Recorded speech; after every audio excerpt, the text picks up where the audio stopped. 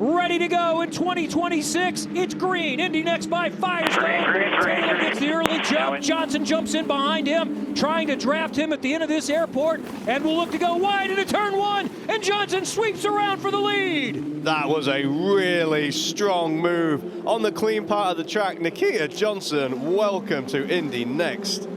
I love to see that. I'm always a fan of going to the outside. If there's room there, you might as well use it, and that's what happens. You got good braking grip on that outside. And Johnson, the hometown teenager, has the early lead. He's won here in USF 2000, but this is the big time, and Jack Beaton has gone around, and we've got shrapnel on the opening lap. We also saw Miles Rowe. He threw a dive bomb into turn 4 as well, so plenty of action on this opening lap.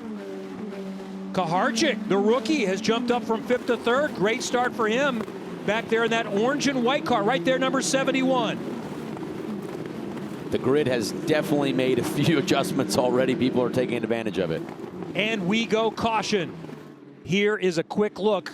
Beaten in the 45. Oh, and we saw someone else get airborne too.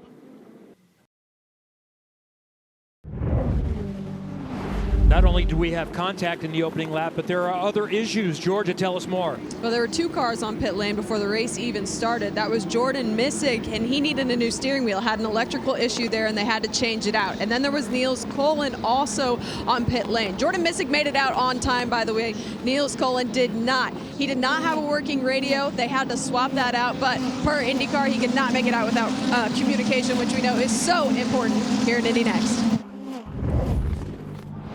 That is a car firmly in the barrier. Exit of turn 8 there, I believe. That is Ganassi's Carson Etter, 21-year-old from Villa Park, California, making his Indy NXT debut. Here is the cause for the second caution. The 11, Carson Etter from Ganassi, with some damage. Did he get some help there from Jordan Missig in the 48s? It's so hard to tell, Kevin, from where we were. Initially, I thought maybe he did. On the second replay, I wasn't sure exactly what happened, but that was where he broke the front wing. And then you're watching him turn into 8. Front wing gets stuck under the front of the car. You end up making contact with a barrier. Time to go again from St. Pete as they draft down the runway into turn 1, weaving, looking for an opportunity. Murray sweeps to the outside. Taylor is going to try to go the long way around. Side by side into 1. Johnson hangs on to the points. He used exactly what was used against him at the start, but honestly, clean racing from those guys. That was really smart. The IndyCar team owners will be paying attention to stuff like that. Just moments ago, this is the battle for the lead. Top 2, Nikita Johnson in the 21 Java House car and the Susan G. Komen pink car with a lockup there of Max Taylor, and Nicholas Montero is stopped.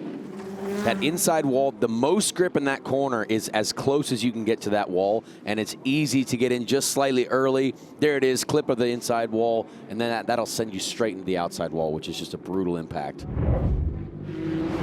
Johnson with a good 3 to 4 length gap.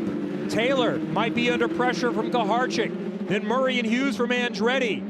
Kaharchik is going to go down to defend. Murray, that black number 27, is going to think about the outside. Back out, no change in the top 5. Single file a little further back. Murray is still on it though.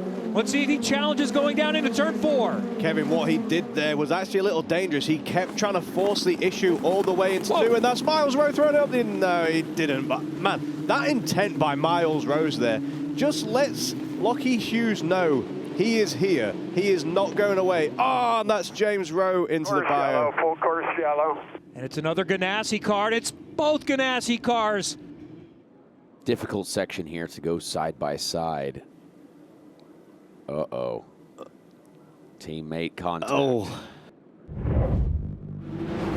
Let's go again from St. Pete. Johnson has another good restart. I thought he had just waited a little too long, but he got awesome drive there. Seb Murray just covering Lockie Hughes, maybe going to try and roll the outside into turn 2 there. Not quite. Side by side, we saw a little further back. They were all sorted out, no change up at the front. There's a peek to the inside, and move made by Salvador de Alba. He gets it on Max Garcia. We saw that from him earlier as well. He is brave, and he is able to make that move.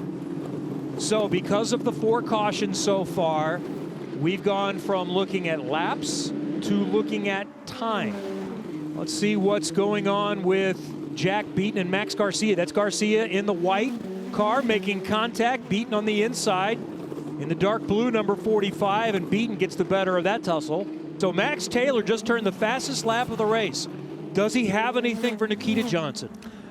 He continues to have more overtake, more push to pass than Nikita Johnson. So Nikita is clearly using that in defense, and that is something that you can do, obviously, with this push to pass button. But will he have enough with 8 minutes to go to defend from that Max Taylor pass? And we're going to see the white flag this time by.